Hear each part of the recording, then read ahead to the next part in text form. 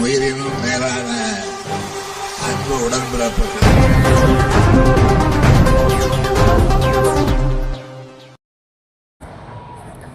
மாமல்லபுரம் நகராட்சியில் பணியாற்றும் தூய்மை பணியாளர்களுக்கு காலை உணவு திட்டத்தினை தமிழக முதல்வர் தொடங்கி வைத்ததை அடுத்து மாமல்லபுரம் நகராட்சியில் பணியாற்றும் தூய்மை பணியாளர்களுக்கு உணவினை நகராட்சி ஆணையர் வழங்கினார்.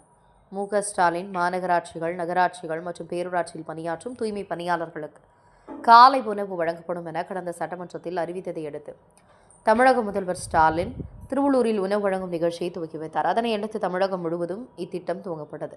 அதன் ஒரு பகுதியாக செங்கல்பட்டு மாவட்டம் மாமல்லபுரம் நகராட்சியில் பணியாற்றும் தூய்மை பணியாளர்களுக்கு காலை உணவு திட்டத்தை மாமல்லபுரம் நகராட்சி ஆணையர் வித்யாஸ்ரீ, நகராட்சி தலைவர் அலர்மதி மற்றும் துணைத் தலைவர் ராகவன், பேரூராட்சி கவுன்சிலர் மோகன்குமார் ஆகியோர் தூய்மை பணியாளர்களுடன் இணைந்து குத்துவிளக்கு ஏற்றி துவக்கி வைத்ததை அடுத்து நகராட்சியில் பணியாற்றும் தூய்மை பணியாளர்கள் 135 பேருக்கு காலை உணவினை வழங்கி தூய்மை பணியாளர்களுடன் அமர்ந்து உணவருந்தினர்.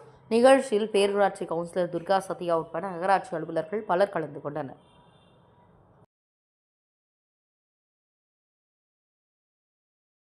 உயிரினும் மேலான அன்பு உடன்பிறப்புகள்.